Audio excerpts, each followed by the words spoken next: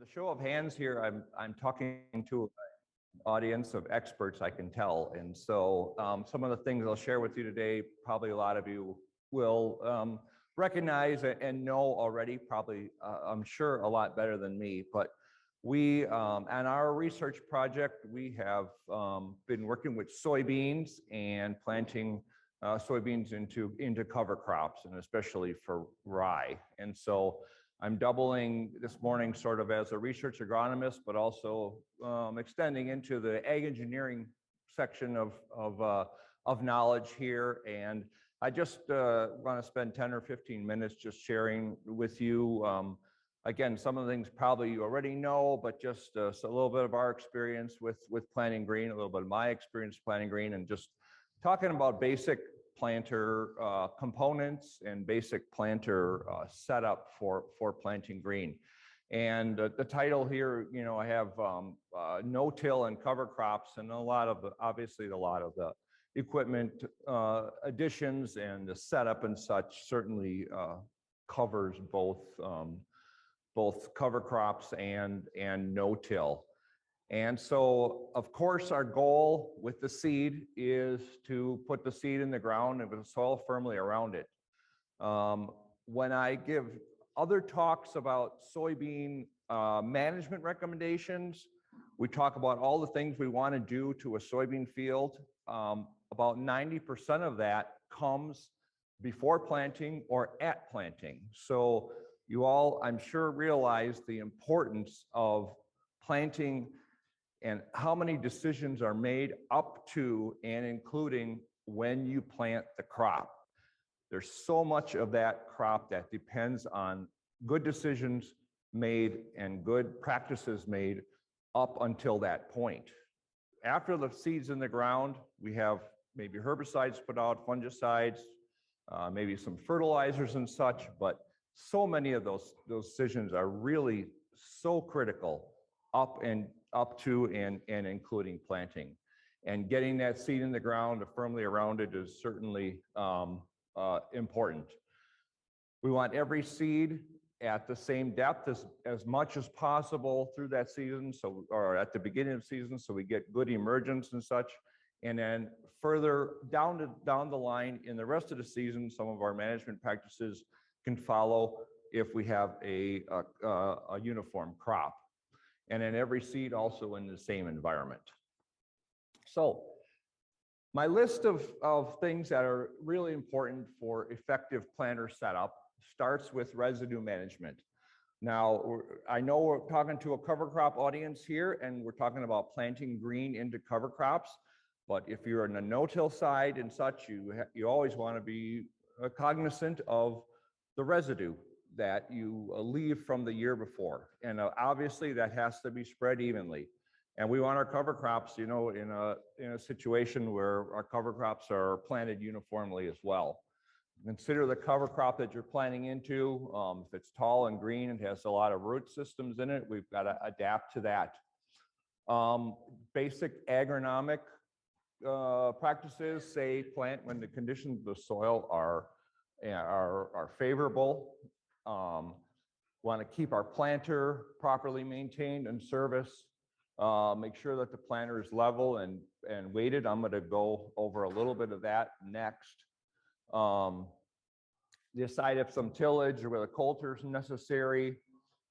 Keep overburn blades sharp and correct diameter and proper alignment. That has to go with proper maintenance. And this in the wintertime is a good time to take care of that stuff.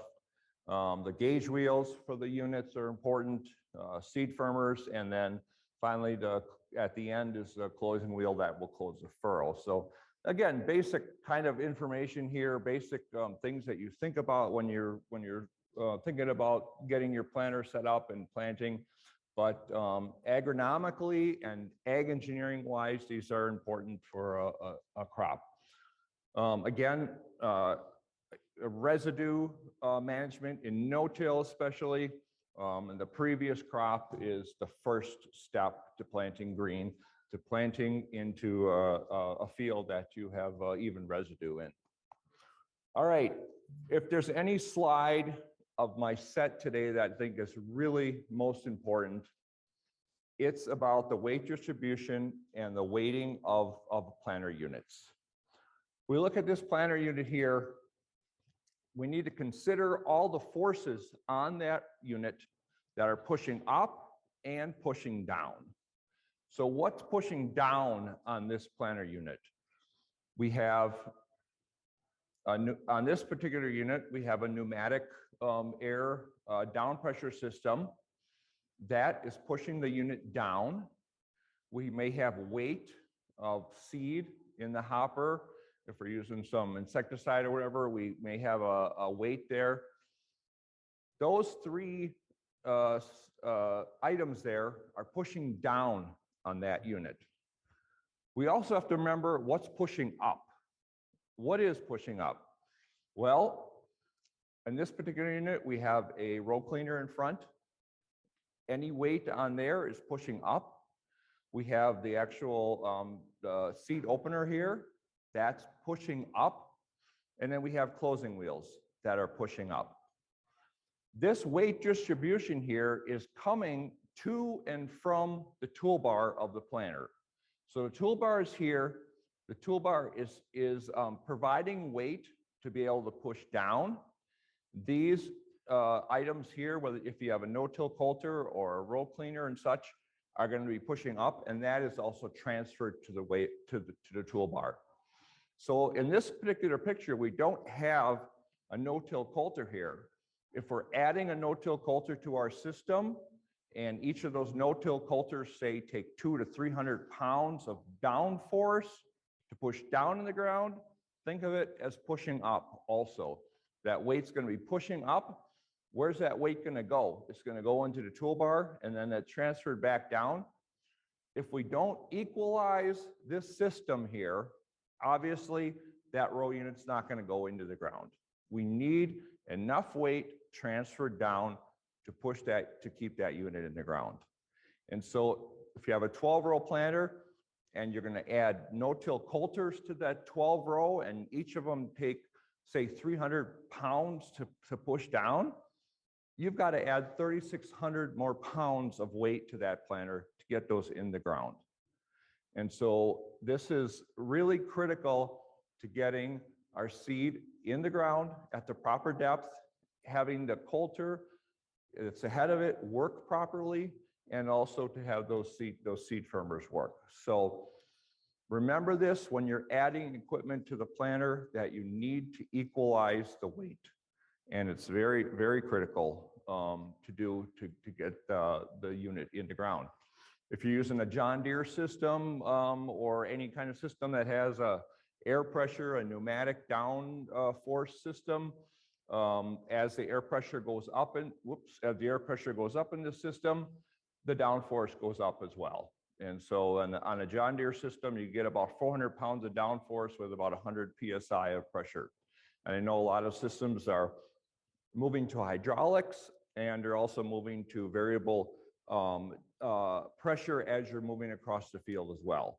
But just remember, if you're increasing this downforce here with pressure, you have to offset that with weight on the toolbar, or else it's not going to work. You can't just turn up the pressure and expect more weight down if you don't have the weight on the toolbar.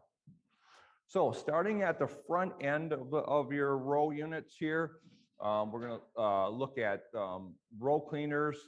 There's certainly, in all these categories that I'm going to cover, there's a whole number of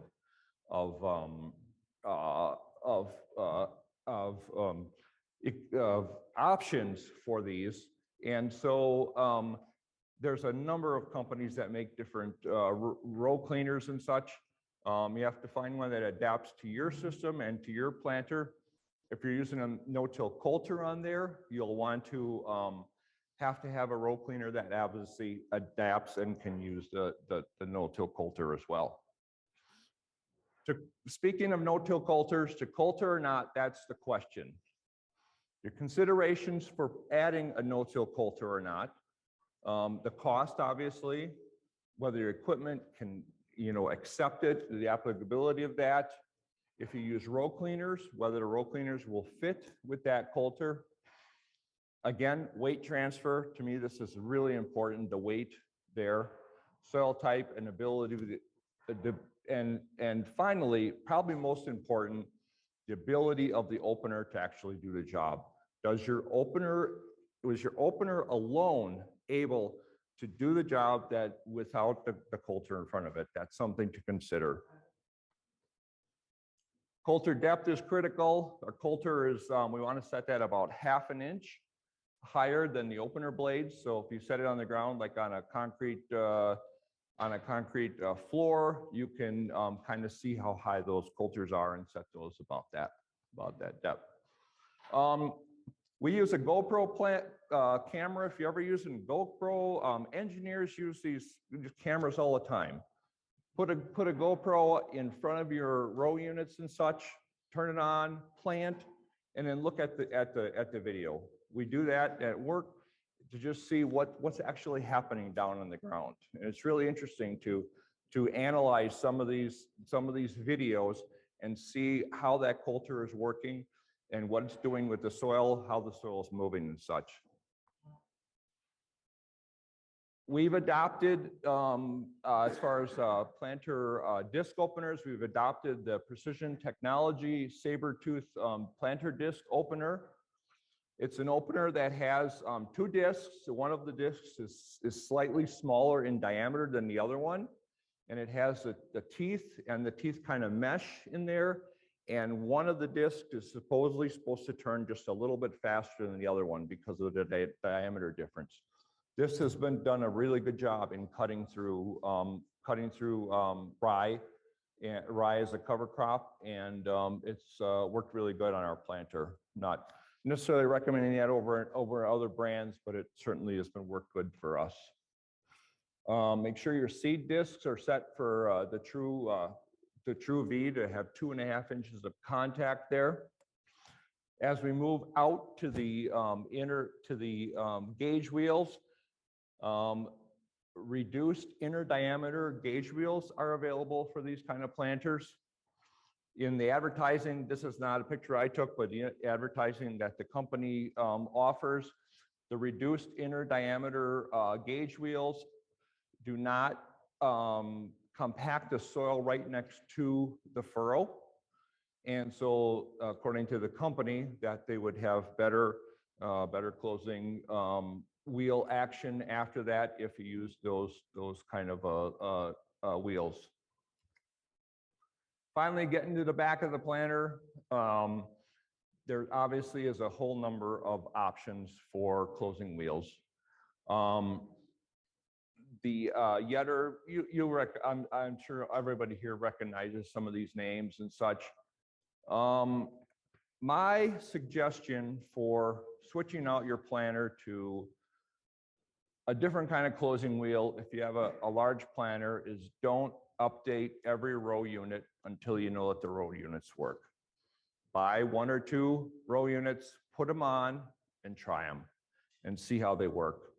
It's expensive to equip a whole planter, and then find out maybe that they don't work.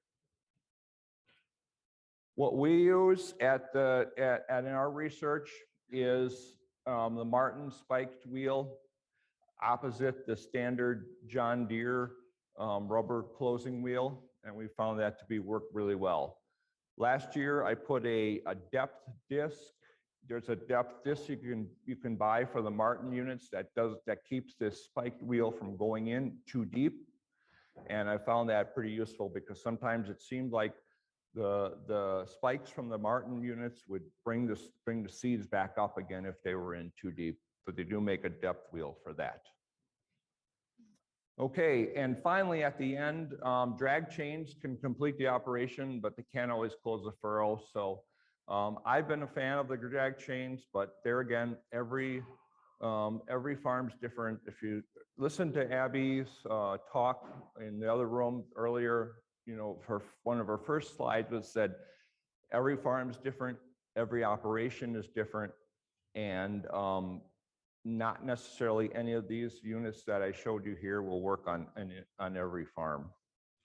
So our goal in the end is a seed that's packed in friable soil, a closed furrow, and the residue managed well. So that's our goal in the end. And we have to find the right combination of units and such that will work for your particular operation. There's not one solution for every field, and we need to remain flexible. And like I said, every situation is different. So, thank you. So I was kind of surprised that Mike asked me to speak because all our neighbors think we're crazy. We're kind of the only neighbor in the area that are planting green, and it's been a good experience for us. Most of what we've done is lessons learned, and I'm sure we got many, many more to go. I'm the 4th generation farming. My son is the 5th, and I'm hoping there's going to be a 6th. Farm actually was not really established in 1901. My great-grandfather started farming in 1901, and shortly after they started farming, he had a stroke, and his 8 kids, my grandfather and his 7 siblings, bailed. They all wanted to sell the farm and divvy up the cash and move on. And so my grandfather actually kept farming. He worked at my other great-grandfather, his father-in-law. And he wasn't a very good farmer. So then my dad kind of took over. He actually bought the farm. His dad was just going to say, well, why should I buy it? I'm just going to inherit it. And my dad was afraid he was going to sell it, so he bought it. And that's the present location there. This photo actually shows, where's the, 2 of our lessons learned.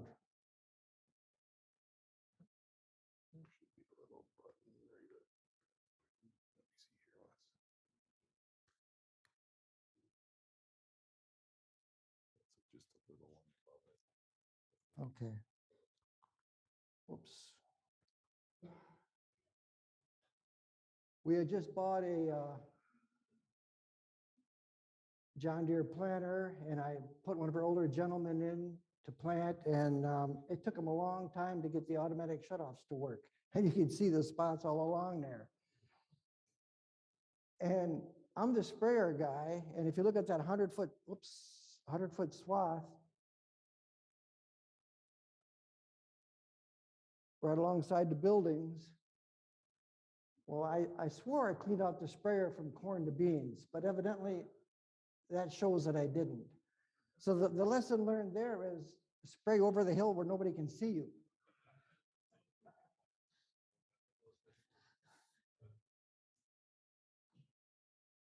So the reasons why I plant green, I guess the main reason for me was, well, Ray Archuleta is kind of an acquired taste. First time I heard him, I thought he was a Looney Tune because we had always chisel plowed and field cultivated. And but then the second time I heard him, and I looked back at some of our fields and some of our experiences, and I said, this makes sense, and I went to some like meetings like this and looked at the soil in our fence lines versus the field, and it all came together. So the main reason is soil health, and then soil health provides all the rest. I mean, the cover crops are providing the weed suppression. We no longer do any pre-plant spraying. It makes no-tilling easier. Our biggest issue is what John said, is the residue, the leftover residue, because we have a 3-year rotation of corn, then we go to beans, and then we have some wheat. But the residue is always our hardest thing to deal with. And the cover crop actually makes it flow better. Covers also hold in nutrients, and we figure nitrogen savings. We're putting less nitrogen on than we used to. So we can save between 30 and 90 units of N. And then we got the crop insurance savings of $5, and less equipment, less fuel.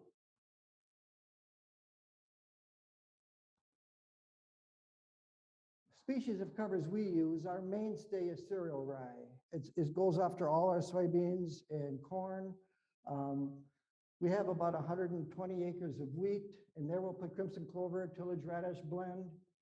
The first year I did that, I was thinking, you always got to start with a clean seed bed. So I sprayed clethodim to kill off the volunteer wheat.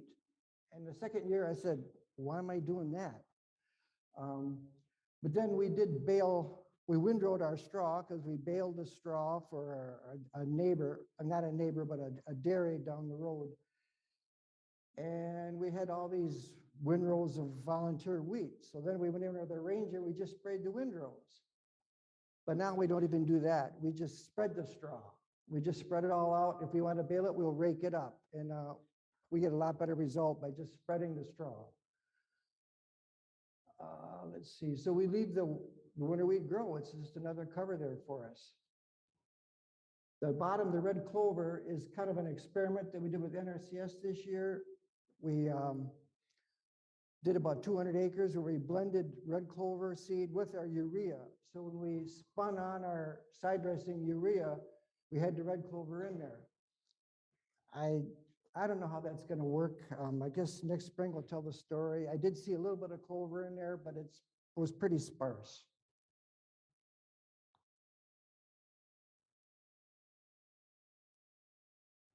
Okay, methods of establishing covers. We did do, again, through NRCS, we aerial seeded a field. This was about 4 or 5 years ago. And it actually worked quite well. And that was our first field that we planted green, corn on corn. But it's kind of expensive, to do on a large acreage. And not only that, I don't even know if our plane guy could do that many acres. So our mainstay is using a spitter spreader. We have a self-propelled rogator that we spin on our rye. And then we use a accelerator to lightly incorporate the seed and level the field at the same time after we plant. I keep have to remind the guy that runs the accelerator, you got to change your depth because it's really easy to go too deep. And every field is different. So we have to adjust the depth to do the least amount of soil movement as possible. We use our no-till drill to do some rye, but we're moving away from that because we're growing our own rye now. We're not buying the seed. And when we're using the spinner, we don't have to clean the seed. I mean, a little bit of straw in the seed doesn't make a difference. So it's just faster and easier for us just to spin on the rye and lightly incorporate it. And there's where you really got to watch the depth on your soybean ground because you go too deep real easy. And I mentioned the red clover side dressed in urea. We'll see how that turns out.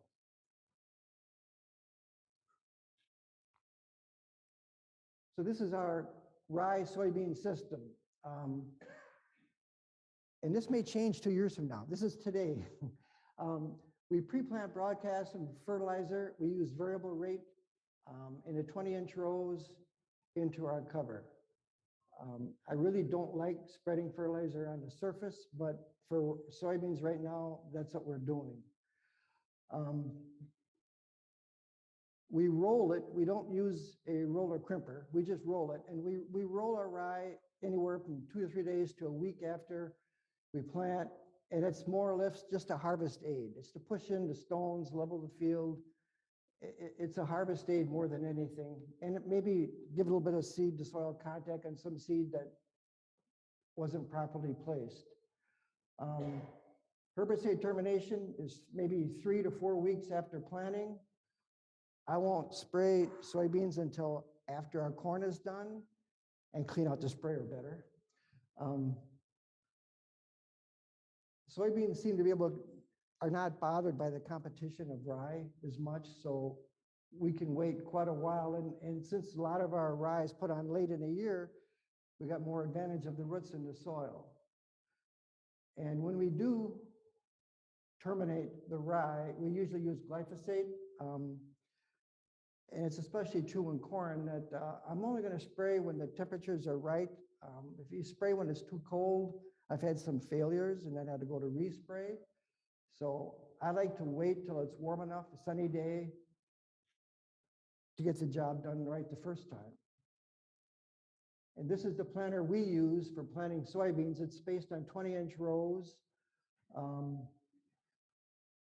think the first thing we did after we got the automatic shutoffs working is we did add new row cleaners to it. And this last year, as John mentioned, we put the PTT openers on it, and that worked out quite well. One other issue that we've had some pinch rows with it because we had a lot of weight in the center of the planter.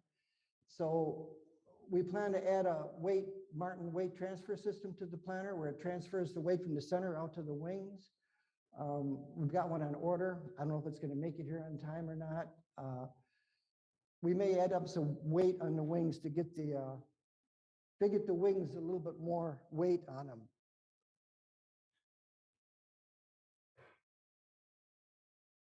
This is our corn planter. We always preferred dry fertilizer. We just felt we got more more nutrients per dollar with dry than liquid. We did have liquid for a couple of years, but we moved back to dry. And my son wants to do all the planting now, and he said, I'm either going to get a 24-well planter or I'm not going to plant. So we had to go shopping. And we looked at deer and case and looked at pulling a cart behind the planter, and he says, I'm not doing that. I'm not doing that. So we ended up looking at this planter. I don't know where we learned about it, but this is a Horsch. It's a German made. It seems like the Europeans are always one step ahead. I don't know why, but there's 3 tanks in that planter. Front and back are fertilizer. The middle is the seed. And we do both variable rate fertilizer and variable rate seed with the planter. We ordered it without closing wheels, and then we added the SI closing wheels to it. And this planter comes standard with the weight transfer system. So it does transfer the weight out to the wings. So we get less pinch rows at this big planter than we do with our deer planter. So our rye corn system is, we broadcast about 40% of our nitrogen a day or two before planting, or even a week if we're going to get some rain, because I would prefer rain taking the urea in. I just don't like it laying on top, but sometimes you don't have a choice. We put all our P and K down 2 by 2 with the planter. We also have some nitrogen in there because, I was told by our producer-led group, some of our members said that it's important to put some N down in the row if you got rye. And so we did that. We've never not done it. So it seems to work out very well. We use variable rate technology, both seeding and fertilizer. We're on 30-inch rows. And herbicide termination, again, temperature dependent. I learned that the hard way sometime. I had to respray a couple fields. One field I sprayed a day or two after we planted, and it was in the upper 50s, but I didn't get back to that field for about almost 12 days later, and the rye, it looked like I didn't even spray it. The rye was up like this, and the corn was up, and I thought, well, we're going to really hurt our yield. But we did go back there. I terminated the rye, and I don't know, the yields were fine at the end. They were just fine. So I don't know if we did lose some or not. It's hard to tell, but when you have a yield that makes you happy, I can't see doing anything any different. So I'm not in a hurry to terminate the rye and corn as I used to be. And we plant early, so the corn takes a long time to get out of the ground. It's not out right away. So I think we got time to wait to terminate until we get really good conditions for the glyphosate to work, especially the price of glyphosate today. Key lessons we learned with planting green is do not be afraid to plant covers late in the season or early spring. At first, we decided not to do all our acres because it got late, but we've spun rye on, incorporated in December, and it worked out right. And then we've also spun rye in March and essentially frost seeded it because we did not incorporate that. And that worked out quite well. It just seems, I've never had rye not grow. So it just seems to work very well. And if you've gone through all the work of putting in the rye in, I'm not such a hurry to terminate it. I mean, in corn, you don't want it to compete very long, but my biggest mistake was trying to terminate too soon. So soybeans, obviously, you can wait a lot later than corn. And I'm still experimenting with this one. I mean, we don't know any pre-plant herbicides. All the herbicides are usually put on residual with the termination. And then we sometimes do a second pass because we're always told by our agronomists that we have to worry about water hemp. So our second pass on beans is done another 3 or 4 weeks later. And then I always use clethodim rather than glyphosate, because then I can also kill any volunteer corn that's going to grow. But a couple of fields this year, we're probably not going to skip the second pass. I'm not sure it's necessary. I don't see any weeds, but we might just skip a couple fields and watch it closely. So if we have to come back an emergency spray, we will. Planting depth is important. That's why we wanted to add the weight transfer system. I have at least some rye in the row on corn. And don't be afraid, it works. It works for us. On-farm trials.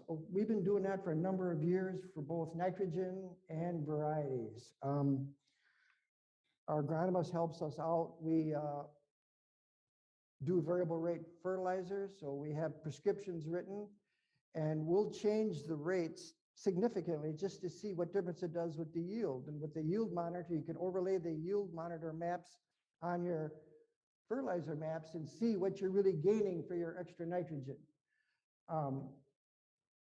We're after our crimson clover and radish mix after wheat. It's a no-brainer. I mean, we can drop 70 units of N, it seems, without hardly any loss in yield. We sometimes see that corn on corn, but sometimes we don't see it. So that's a hard one to call there. Every field is different. Sometimes it seems you can reduce your N without a loss, and sometimes it's going to hurt you. So that's a hard one to figure out. And another thing we always do every year is we put variety plots in. There's a lot to learn by that. And if one variety, I'll use another variety by 40 bushel in the same conditions, why wouldn't you grow that variety? So we do our work with our seed dealer to do both corn and soybean plots, and it always provides useful information for us.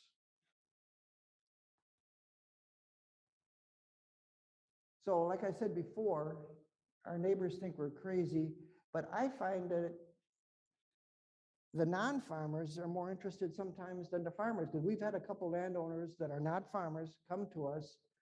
These are landowners that have never farmed, and they wanted us to rent their land. And one time it was an issue because it was our neighbor that was renting the land. And I said, well, I'm not going to rent the land away from my neighbor. I said, you're going to have a discussion with them. Give them first chance. If they'll farm the way you want them to farm, that'd be great. So he came back a day later and said they can't farm that way. So they said, you can have it. So, and that's happened a couple of times already. The lake residents see the green, they benefited. And as Mike said, I'm on the county board, and I'm on the Fox Lake District Committee. And it's amazing how the lake people see the benefits of the cover crops, because they're actually paying farmers around the lake $25 an acre to plant covers. So there's a lot more farmers that are doing it around the lake for a little cost to them.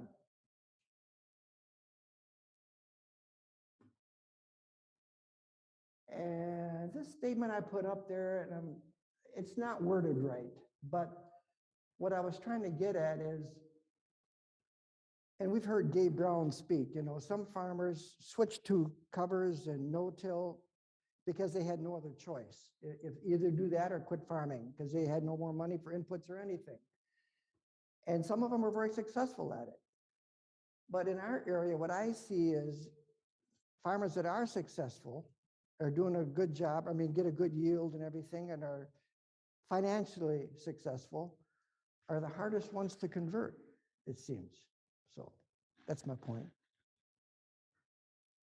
I think that's it. So yeah, so like, yeah, Brendon, I grew up on a family dairy farm. Dairy cows aren't there anymore. It was about 3 years ago, but we got some beef cows, and so we still got animals on the farm. But yeah, I'm fortunate. I get to work on our farm. My dad was, I mean, as I kind of started getting interested in this whole soil health and no-till and stuff, I was fortunate to have my dad was very open to letting me try new things and experiment with stuff on our farm. And so I'm grateful to him for the opportunity to do all that. But even then, just a lot of the other farms that I work with and so on, it gets me a lot of exposure to a lot of different things, which is a lot of fun. But so kind of what is planting green? I mean, it can be a lot of different things, and it all depends on kind of what your goals are. Are you planting green for erosion protection, for nutrients? What's your goals there? Are you growing organic matter? But some things to think about. When are you going to terminate? What crop are you planting there? Does this planting green impact my fertilizer needs or fertilizer timing or just management of that? What are the benefits? What are the risks? So different things to think about as you're kind of going into some of this. So I mean, one thing is, all right, what planting green? What are you capable of? What can you handle? I mean, if you're planting into small cereal rye or something like that, pretty simple. Don't need much. I mean, pretty much any planter that can do any kind of no-till can plant into something like that. Really easy. This picture in the middle here, that's just a small chunk of land. It's like a little 2-acre pasture from some land that I rent down the road. It's a horse farm, and that hasn't been harvested for like 2 or 3 years. They spread their horse manure on there in the summer, and they said it's getting kind of ugly growing up with weeds and stuff. Because I've rented some other land from you. You want to just plant that this year? And I was like, sure. So it hadn't been harvested. There's all of last year's 2 years worth of dead grass residue there.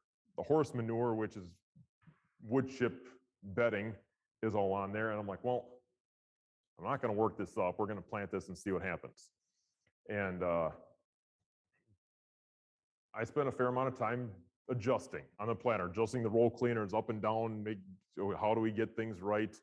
I've got Keaton seed firmers on there, and they're the ones that have the big, thick, tall tail on them. They're 2 inches tall, and I love those seed firmers because if Dad's on the planter, I can walk behind and just watch those seed firmers because you can see them behind there. And as long as the top of those seed firmers are below the surface of the ground, I know my seed is staying 2 inches in the ground. It's a really good visual reference when you're walking behind that planter. It's easy to see, and I had to slow down. I had to do some adjusting, but it planted really nice. And that's about as hairy, ugly. So I mean, there's orchard grass clumps, and I mean, but you go slow. And I don't have a floating roll cleaner. It's just a fixed pin one. So, but finding the right, I mean, it would hit some of those lumps and it would just basically kind of bust them apart, and drove a little bit slower, but it planted nice. So what are you capable of? Pretty basic planter there. It was capable of planting through a lot of junk, and it worked really well. This picture here, this is a customer that I work with. That was a whole, basically it's a Maize Pro was the name of the mix that was planted after winter wheat the year before. And that's a whole big conglomeration of, I mean, sorghum's in a lot of different things, but there's hairy vetch and clover and some rye and some volunteer winter wheat and stuff that overwinter. And this was planted the 13th of May.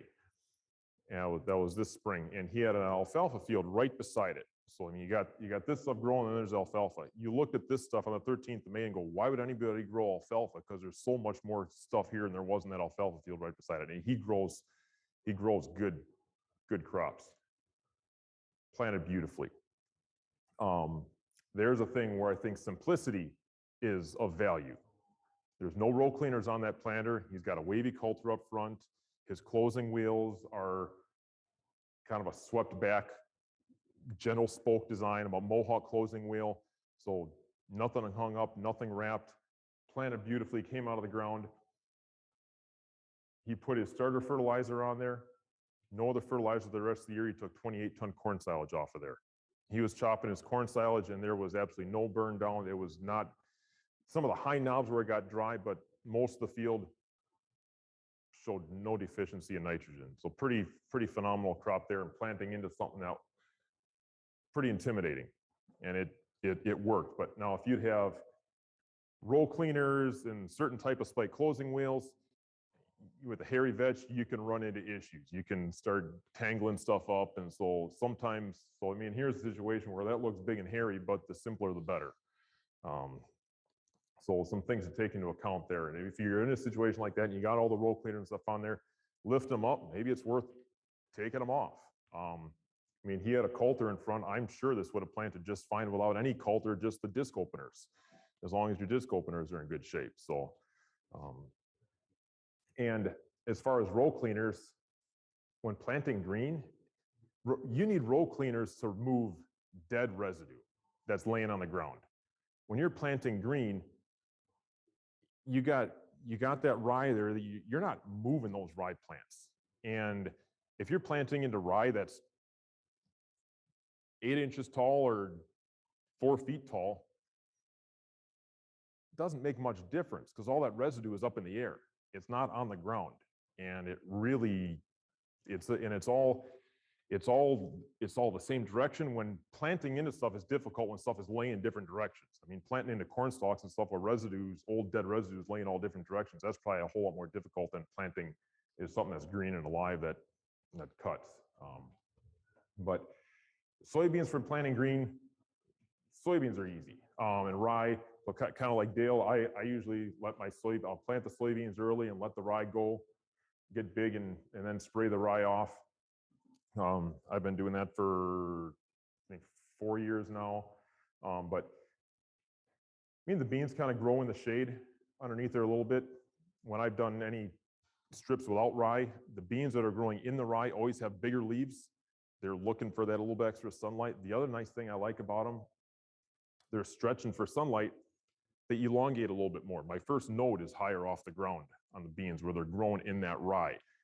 And so then you terminate that rye. Well, then they kind of don't, that rye starts dying down, the sunlight gets there. All right, now those plants are saying, I don't have to elongate, I don't have to stretch vertically to get the sunlight anymore. So then they kind of stack up a little bit more. But I think it helps get that first node off the ground a little bit more, which helps with harvest loss come fall. This particular field, the rye I planted a little bit thicker, and I came through a week later with basically just a cultimulcher. And you can kind of see the size of the beans there. They're just prior to V3. Rolled it down just to get that residue on the ground. And again, eliminate some shading. And it, as I was going, it was kind of one of those pucker moments. It looks a little bit, but it turned out real nice. Beans, amazing how resilient beans are. I mean, you'd find some spots on the headlands where you'd turn around and drive over the top of some, and you'd find some plants later on where, I mean, that bean just kind of kinked over, and then it kinked again, and up it went. And you pull one of those out compared to one right beside it that didn't get driven over at the end of season, the pod count was the same. So just kind of amazing amount of resiliency in the beans there. So that's something I'm going to continue to do. I have done some where I've just left the rye stand and haven't rolled it over. And that has worked too, but I do think there is benefit to getting residue on the ground. So I've done some green crimping. I did some of that this year. I had a problem there with slugs. I think the rye created enough shade for long enough that, I mean, slugs, which are nocturnal, now you've got shade there all day long, They can feed all day long. And this spring we were cold for so long, the soybeans got out of the ground and just kind of sat there for so long. And it just gave those slugs had more time to feed. The soybeans were slow and growing slower, and it just kind of was a problem there. If I'd spread some slug bait, I'd have probably been fine. One thing with beans, I always say, make sure to inoculate your beans, inoculate them heavy, because those beans start off in a really nitrogen deficient environment, and that kind of triggers them. So they say, I got to make a whole lot more nitrogen because there's nothing available here, because this rye has it all sucked up. And I think you see better nodulization when beans are started in rye, because they kind of start in that stress environment. They got to make their nitrogen, but then that rye starts breaking down and releasing nitrogen in fertility in July and August when the beans are filling pods. So the beans set themselves up for a more difficult situation than what they're actually going to encounter. It's kind of my thing there. Corn tips, I like banding the nitrogen, especially when you're going into rye, because that rye sucks up a lot of nitrogen, that there's nothing there. And then when you kill that rye in the decomposition process, that decomposition sucks up nitrogen. So that zone right around the seed is in a very nitrogen deficient environment. And the bigger your rye is, the longer it takes to break down, the longer it's going to be before nitrogen is available. So I put some in furrow. I also put, I band some 28 behind. I just did a real simple, I just put a pump on there. I ran some tubing back. I just got some PEX tubing clamped under here that just runs down beside the row. Cheap, easy, it works. I've seen much better results since I put that on than what I had with planting into rye before. But I think planting depth is a little bit more important with when you got a lot of stuff you're planting into. I think it helps close that seed slot, especially if you're harvesting a forage crop. If you got some traffic or something like over field, planting 2.5 inches deep, it gets you pushed through a little bit of that surface compaction you may put if you're out there harvesting a forage crop, or forage rye or something like that. But challenges this year, very dry spring, had an early planting window, and then it stayed cold and dry. Cover crop removed a lot of moisture. We froze terribly the end of May. I had from my bottomland up to the top of my hills on my cover crop ground. The neighbors that didn't have cover crops didn't freeze at all. I think a lot of that comes down to, and this was cover crops that were already sprayed off and dead. I think a lot of that comes down to the color of the cover crop. We hear a lot about how your cover crops can warm your soil up faster in the spring. I think a lot of that's due to the dark green color. And that absorbs that solar energy and warms up your soil. But now when it's dead, is straw. That's pretty bright. That reflects a lot of sunlight. And I think that's one of the reasons my cover crop ground froze off when the neighbor's dark soil didn't. So that warming effect that dark green color has early in the spring is definitely beneficial. Normally the end of May, 1st of June, not worried about frost. And I'm not worried about it even in the future. You can't prepare for everything, or you wrap yourself in bubble wrap every time you go get in your car. But I think the color of the residue, and again, there's an advantage to leaving that residue green longer in the spring, is because it's going to absorb more solar energy to warm that soil up a little bit faster. So yeah, we went from the freezer to the oven, because yeah, a week later we were 95 degrees and these plants had all froze off. Then they just they really faltered. It was tough, and we never got any. We were so dry we didn't get much rain the rest of the season. It was pretty tough. But this is something brand new that AgSource Labs, I think they've got a table out here, but it's a cool thing for looking at your cover crop that you've got out there. You can harvest the cover crop that you have. You harvest a couple square feet, you send it in. They'll do a tissue test on it, but then they actually turn that into pounds of actual fertilizer credit that your cover crop is worth, which is really cool. So if you're doing, and then it tells you your carbon nitrogen ratio, which kind of impacts your breakdown of that residue too. If your carbon nitrogen ratio is high, it's going to take nitrogen to break that down. That's why we're banding the nitrogen. If it's low, it decomposes real quick, it's going to release nitrogen. So it's kind of some things to think about is, as I look at this, is all right, if my rye I'm planting corn into is waist high or taller, my carbon nitrogen ratio is a lot higher. It's going to take longer to get nitrogen back out of that. Do I need to band maybe a little bit more? Something I'm kind of going to be looking into, but I mean, here's just kind of some samples that they gave me, and this was some rye from a couple different time periods. So an early sample, 0.83 ton, another one the end of May, 1.2, and then June 10th. I mean, so this would have been this is basically letting go, but I mean, that's a lot of stuff there, but it gives you the carbon nitrogen ratio as things progress, your yield, how many pounds of fertilizer. I mean, those are some big numbers there.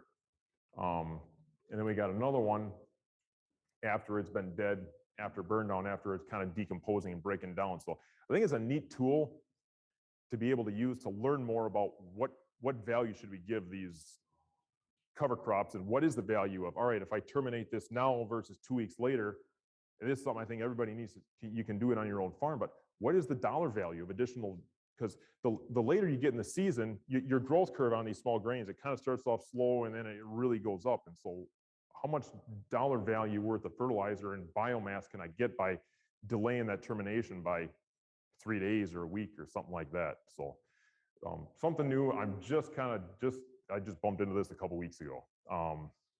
But I think it's something that for this planting green stuff, I think it's something kind of neat to play with.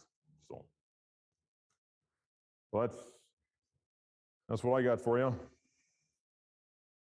Yeah, so I'm the Lower Fox River Demo Farm Manager. We work in combination with NRCS and the Great Lakes Initiative.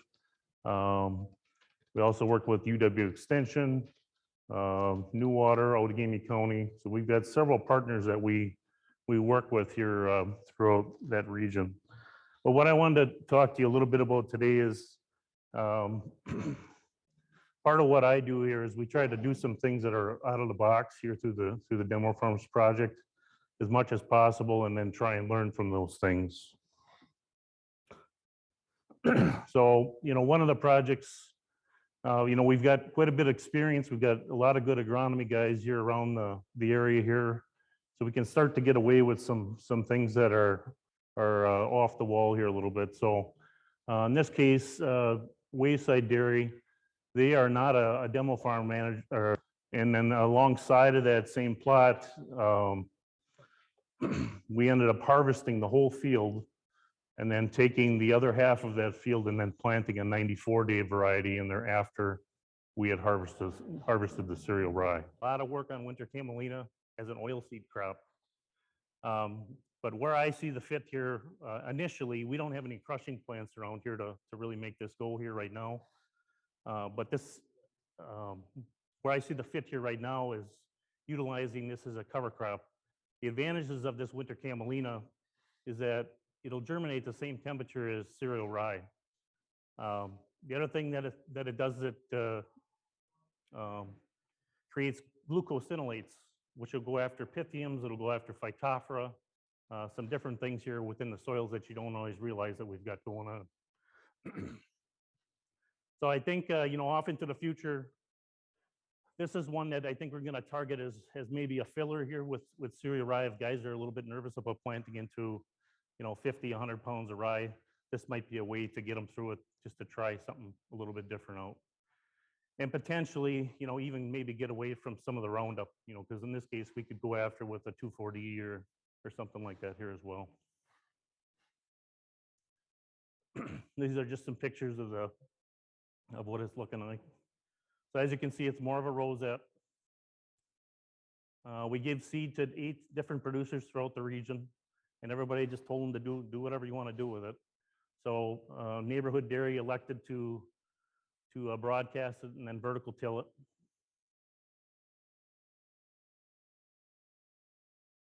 Brightside Dairy did the same thing. There's actually probably looked about the nicest here, but you can see how nice and broad that is here at this point. Just another picture of it. Projected nutrient uptake is 30 pounds of nitrogen, 10 pounds of phosphorus, 10 pounds of potassium, and 20 pounds of sulfur. So the sulfur number is really big, and that's because of the glucosinolates that are in that that I talked about here a little bit earlier. This is just a manure applicator with Bazooka manure applicator from Outagamie County. So that field here, you know, that was back in November, early November. We should be able to go in there and no-till plant that come spring when everything kind of comes to life. If you're going to plant the camelina, just remember that she's going to bolt on you. It'll take off. We probably get to the early part of April here. She's really going to want to take off. It'll be one of the first ones out of the gate. So that's something to keep in mind here as well. All right, winter camelina. If anybody wants to talk to me after here, I've got a planter that you guys can utilize. It's a 2-row interseeder. We've had it sitting by my father's place here for this year. But if anybody's got some interest in interseeding and wants to try it out, we've got this seeder on hand. But we initially started out here in 2015 here with the interseeder. And Nick Peltier, he's in here somewhere. He's in my office here as well. He's on the seeder here in this case. But as the years have progressed here, you know, we've made the jump here now. We've got 2 of these seeders in the area. And now Outagamie County has also purchased or also built a, let's move forward, has also built a 12-row interseeder. And this is their version of it. I particularly like this one probably better. And I know Andy Kiefer from Outagamie County here and his group they built this particular unit. But this is probably my favorite interseeder unit of all here at this point, because we're getting that seed in the ground time and time and time again. That seems to win. Just some pictures here. No, we're growing some nitrogen in here. 2 different situations. This is Pat Kane, one of our dairy producers, and then Steve Durock was cash green guy. This is just growing nitrogen. I wish we probably had a lot more acres of this now. After nitrogen's, you know, 90 cents, $100 a pound. And it's just kind of what it looked like here throughout the season. So we should have nice opportunity here. You know, if a guy wants to go in here, if you're really paying attention and got your everything right here, you could potentially probably go plant down these interseeding rows here and make that go here as well. So you can see how that's filled in just with 2 rows. That's crimson clover and red clover. And then I just stuck this in, and we did this a few years back at Vanna Wettering Farms here, where we were actually he was actually grazing it. So and it turned out very well. So potential, we gained about a 1.25 ton of dry matter, we figured, from that process of spring and fall. A project that we're going to be working on this year with Damon Smith here from University of Madison and Jamie Patton. We're going to be taking a look at this Pythium. So what's going on there, why we're looking at that. Dr. Richardson from the University of Iowa State has done, and her team have done some work on Pythium. And what they have found is that the mesocotyl in the corn, it's the difference between the upper part of the root system and the seed. That area in there, they're finding out is getting infected with Pythium. So they're seeing anywhere from 50 to 90% infection rates. So it's basically limiting your nutrients and your water flow throughout that plant. So the reason that gets to be important is you can kind of see, you know, we've got these plants like this that are kind of looking a little bit sickly. And sometimes you'll notice that in the field where the plants are just, when you're doing the rye thing, at least this is what I noticed, you'll kind of see that corn just a little bit south, that it seems like you're early. But what they're finding is with this green bridge effect, when we get to the point where this rye gets out to 2 weeks, that Pythium is looking for a live host. So if you've got that rye dying off with a Roundup or something like that, that is the peak period, Dr. Richardson is saying, of Pythium. So it's making that transfer to those live plants. So what we're hoping to do here is to test some of these fields just to see if we can replicate what Dr. Richardson's seen, but we're going to do it across, do it with several producers throughout our region here. So, and that's it.